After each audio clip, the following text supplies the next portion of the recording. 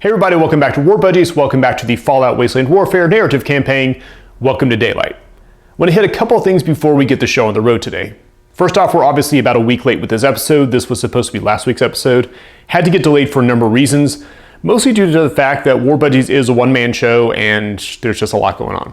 But I want to say thank you guys very much for all your patience and support. When we can't quite keep the deadlines, we're doing what we can and we really appreciate you guys hanging with us. So thank you. Second, our adventurers are still out on the road, so much like last time this happened, we're not going to do the Daylight Settlement segment. Instead, we're going to bank the caps we earned from last episode, and we'll do a big purchase once we get back to base, hopefully after this episode, if everybody survives.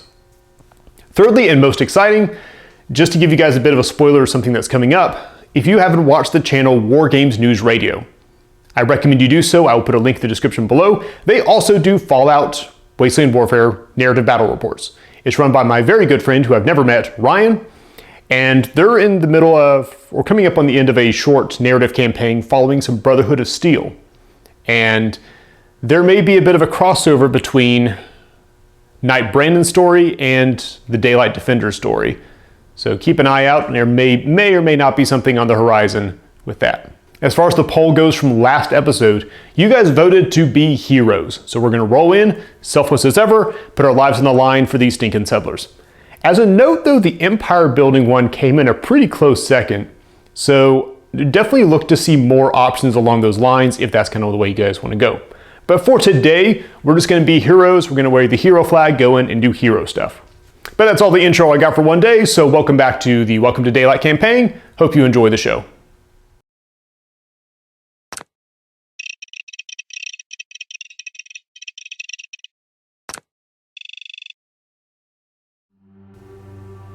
Who goes there? It's okay, we're here to answer your distress call. Just the three of you. Oh, it's 2.5 really, if you count Benji. You've got to be out of your mind to take on...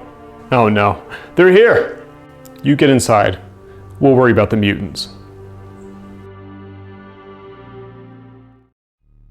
Alright, and here we are at 344 Madness Avenue. It's a cozy little place that's not entirely falling apart just yet. And we've got our survivors set up along this edge. We've got Benji and Dogmeat down on ground level. Nora has taken a position on the roof because she is cooler than everybody else. Now the reason we're up against the back line here is we're using the atomic sprint scenario, which was the scenario that came out with the Super Mutant Suiciders. That map calls for a 4-foot board. This is a 3-foot, but it wants a 6-inch deployment zone on each side. So instead, we just shrunk down to 3 feet and we've got everyone backed up against the edge. So survivors over there. And over here we have our lovely Super Mutant Suiciders. A couple of regular Super Mutants. Our Super Mutant Master and his not go sign. Trademarked. So 3 Suiciders, 2 Super Mutants, and a Super Mutant Master. That is a tall order for this scenario. The objective of this scenario is the house itself. The house itself is going to count as a model. It is going to have 10 health, which the longer I look at it, the more that seems kind of optimistic. It's got 10 health, 3 physical armor, 1 energy armor, and the game continues until we run out of super mutants or the house is killed, in which case it will collapse and we will be the Sads. A quick look at the Suicider card, since this is the first time they are showing up in War Budgies battle reports. You can see the problem with them is they're going to run at you very quickly, fairly quickly at least. They have 8 endurance, which is unfortunate. The good news is, just like in the game, there's a chance to end their careers early. So when they take damage, you roll a blue die. On a mushroom cloud, they turn into a mushroom cloud. If you can get them by crit, there's no detonation and they drop their mini nuke, which is nice.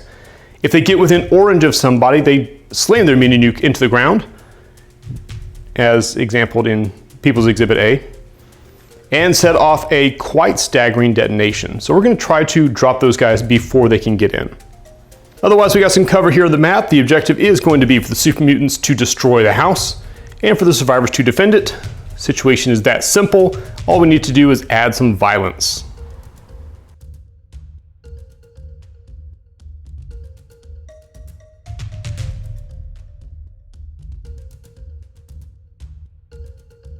Since the survivors get to go first, Benji's going to immediately move up. Double move. because they want to keep the line of combat as far from the house as possible. His power armor, by the way, is going to remain broken because they have not returned to daylight to fix it yet. Super Mutant activates next. He is also going to hustle up. He's packing a bolt action pipe rifle and a board, just like his other Super Mutant buddy. And he's going to be smart and duck into cover. And the bested boy of them all runs up front. And he's likewise going to get into some sort of cover because Dogmeat, unfortunately, is not equipped with guns. But could you imagine? First of the Suiciders is going to take a running start. He's going to run up forward like this. You do move yellow. And then clear out to here. It's usually a good idea if you're using these guys to spread them out because, yeah, for obvious reasons. Final Survivor turn, Nora is going to hustle up to this vantage point here. And we're going to measure real quick. Her hunting rifle is blue and black, so we'll see what we got. Gonna try to hold this still.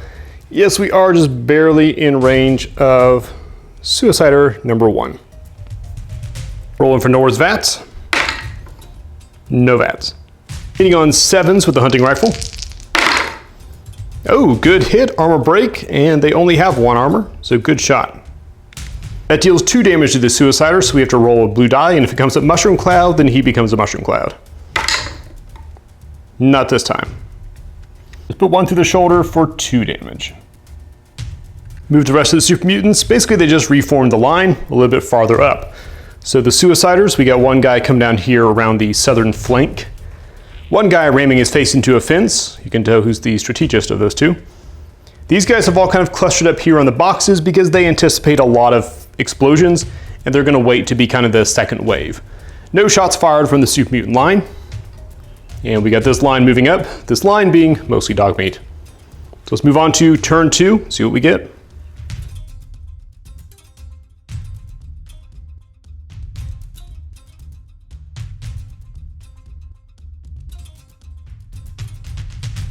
Our event card for turn 2 is Distant Gunfire, which is about to be drowned out by all the gunfire here.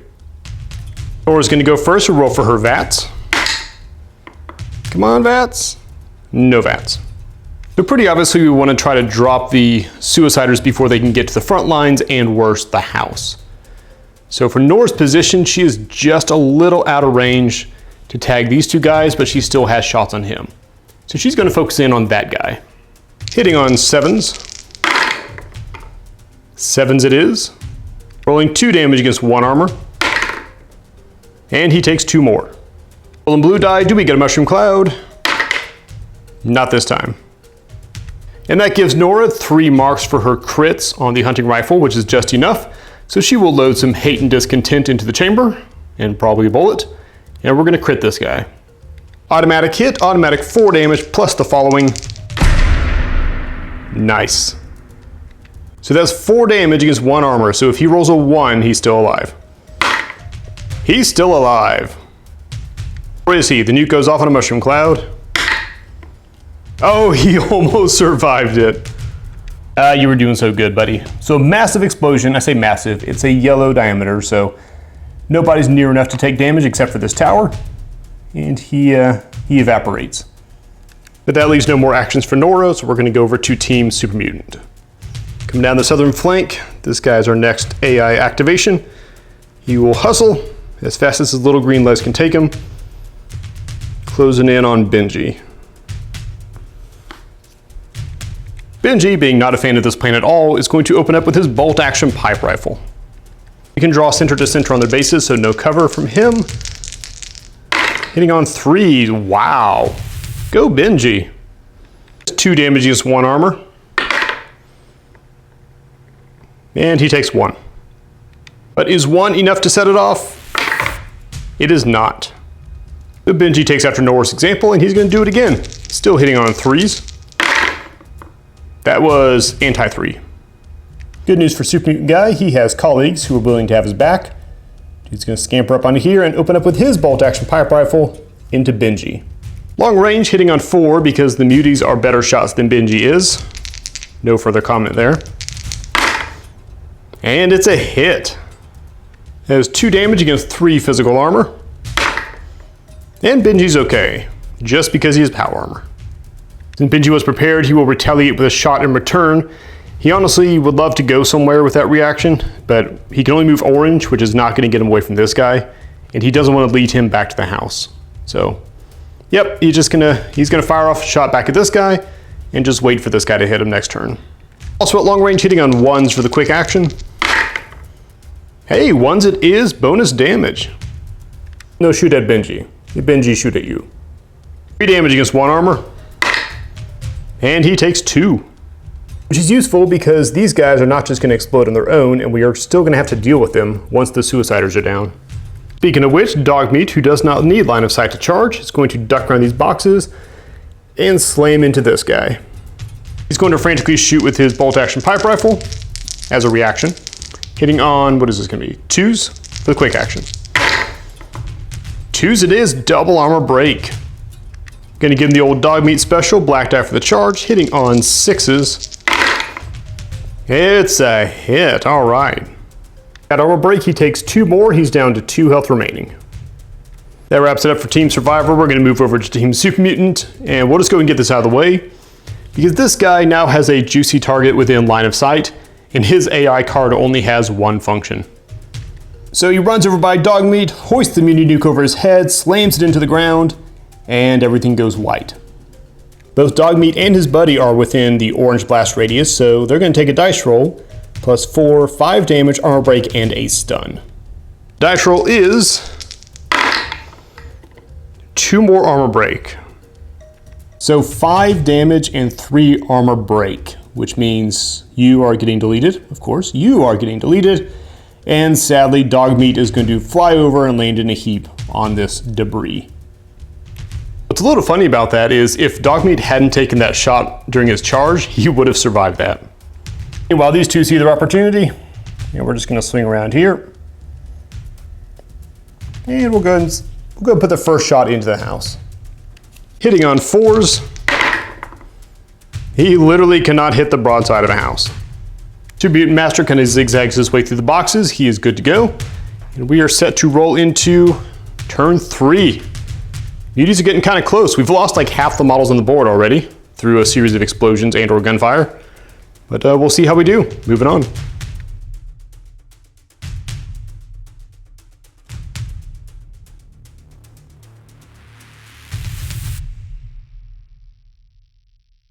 Our event card for turn 3 is Rugged Rebel. Rugged Rebel. That's hard to pronounce.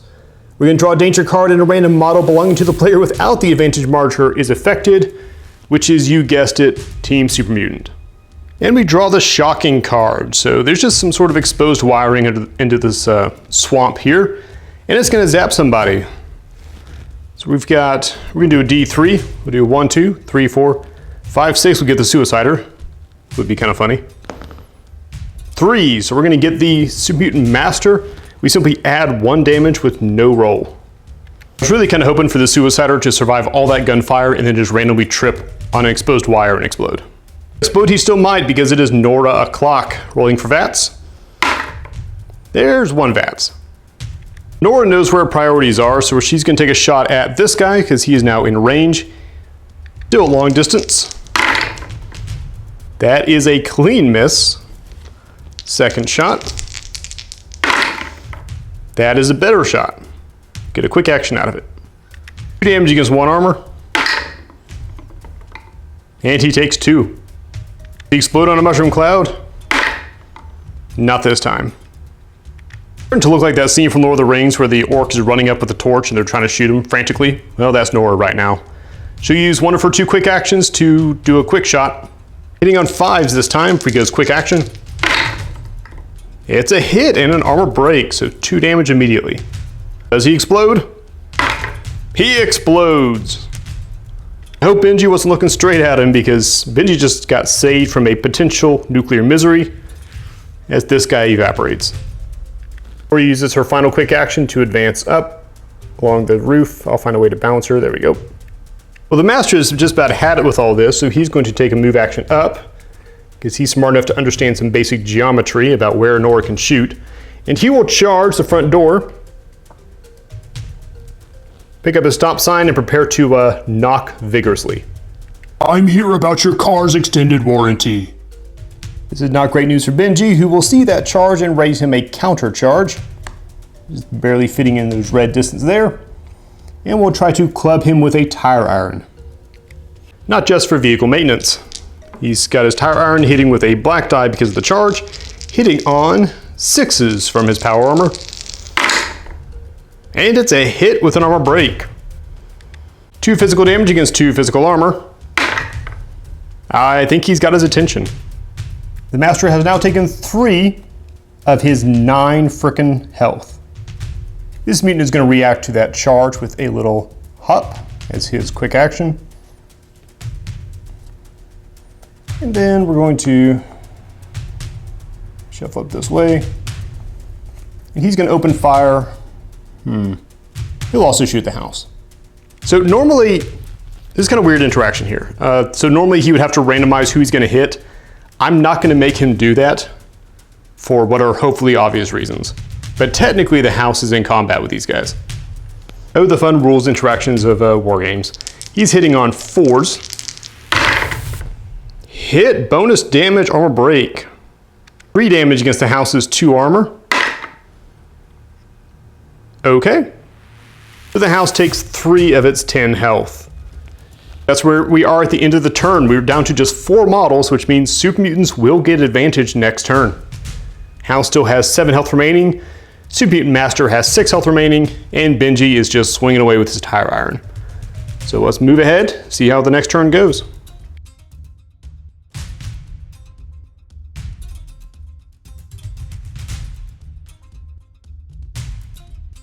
Our event card is a Predator's Roar, no doubt being drawn by the sounds of all the absolute madness going on.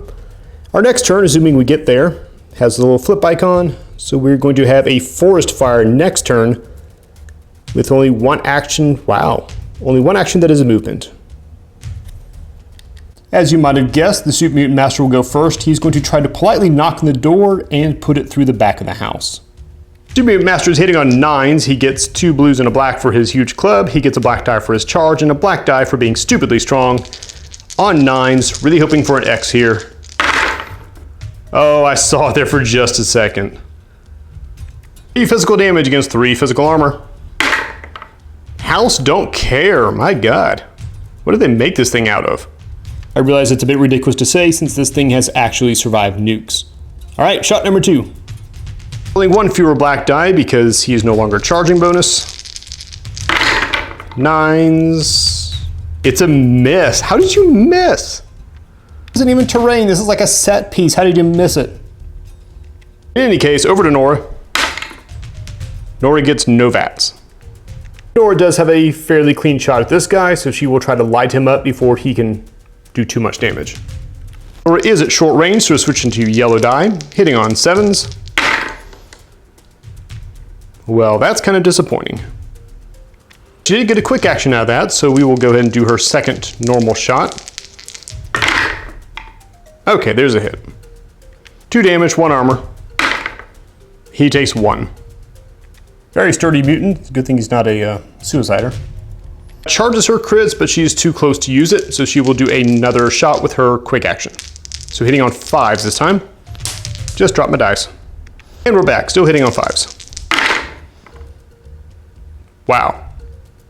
It's not looking great as this guy's going to put more bullets into his bullet shooty and is going to shoot them at the house.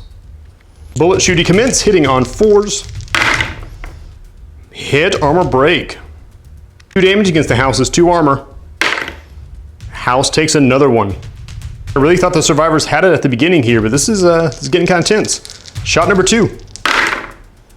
Okay, well, that one's a miss. Benji's going to swing away with his tire iron 1 more time. Yeah, probably twice. On Benji, be the hero we need. On 6s. That's a hit with an armor break. 2 damage against 2 armor. And 2 more damage. Benji's getting some steady work done. Master is down to 4 health. Giving him the Kerchunk again. Kerchunk it is. 2 damage against 2 armor. And he can't block anything. Good Lord. This has got to be a terrifying thing to witness if you're one of the settlers inside the house. That closes that turn. We're going to move on. Game gets kind of rapid fire from here on out. Let's get into the next turn.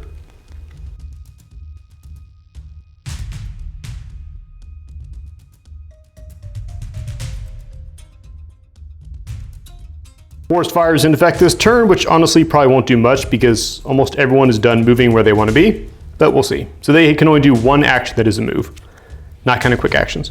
We also have the flip icon on next turn. It is going to be a blustery wind, so I don't anticipate charges being affected much, but you never know. So this is one of the things where we're kind of torn, because the logic would dictate that Nora should go next because she has the firepower and she has the VATS, maybe. But Benji has this guy down to his last 2 health, and I really want to give him the chance to be the big hero. So let's send it over to Benji and see what he can do.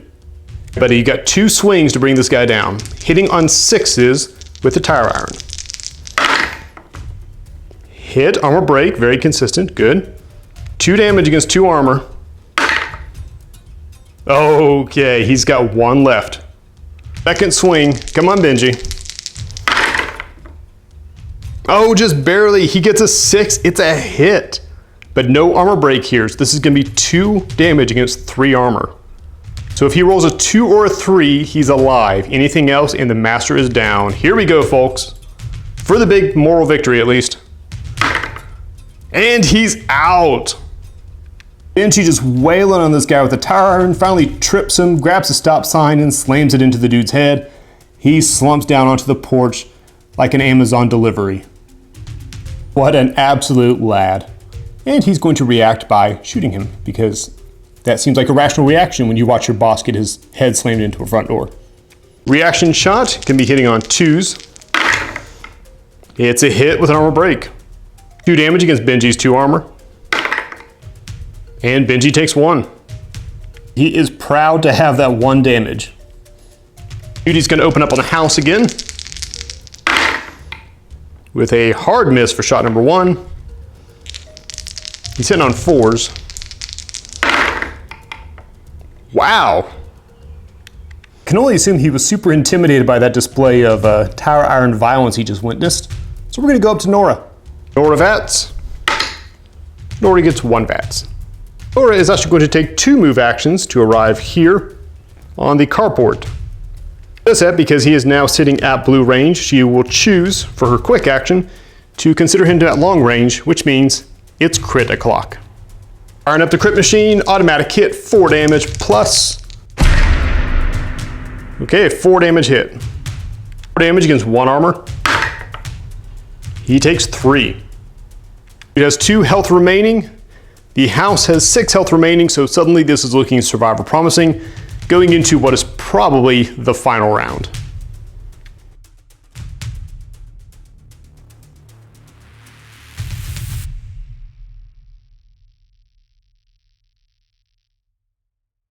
We have a blustery wind, so charges are 1 color distance shorter. Which is a bit funny because he is going to charge the house, swinging his board because he's got slightly better odds to hit with that. Black die for the board, black die for the charge, hitting on 6s against the house. And it's a hit. 2 damage against 3 armor. House takes another 1. That brings the house down to half health. But his turn is over. That was a charge and an attack. So Benji is going to go full Psycho Bloodlust and charge in with the tire iron. Give a guy a suit of power armor and a piece of metal and just watch him go to work. Black die for the charge, hitting on 6s. Oh, barely a hit with an armor break. That armor break is enough to punch through, so Benji charges in with power armor and jettisons him about 20 feet in this direction, clearing the last of the Super Mutants. The house is crumbling. House has been crumbling for like 200 years. The house is crumbling more with 5 health off, but it will stand and the settlement is safe. Is everyone all right? Are we all right? You must be out of your mind. I get that a lot. What were those things? Suiciders. Ever since Brotherhood of Steel ran out the red hand, things have been escalating around here. Word is there's a whole new breed of super mutants coming up from the south. Hundreds of them. And every one just as crazy as these guys. I don't know if you'll be safe here. I don't know if we'll be safe anywhere. I hope you guys enjoyed that episode. You can vote for MVP in the comments below, and there will be a link in the description below for the poll for next episode. And here's kind of your options. So Daylight has now been the savior. So we've rolled in, we've been the hero, we have defended the settlement. We know there's some big super mutant madness on the way. So the question now is, how are we going to handle this settlement? And you got three options. Option one, we could leave them as they are because we just saved the settlement. So hopefully the super mutants will get the message and leave them alone. Or we'll come back once Preston Garvey tells us there's a settlement that needs our help.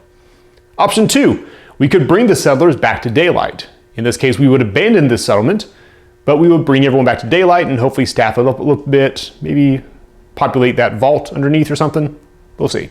Or option three, we could evacuate the settlement, but rather than bring them back to Daylight, we could send them on to one of the other groups. So we could send them to the Brotherhood of Steel so they could take care of them. We could send them to the Red Hand. I'm sure they will be very excited to take care of them. If you do vote with that, just make sure you throw in the comments below what you would like to do with these guys. But the end result, we're still going to evacuate the settlement. That's all I got for this episode. Once again, thank you guys very much for hanging with us, and we'll see you next time.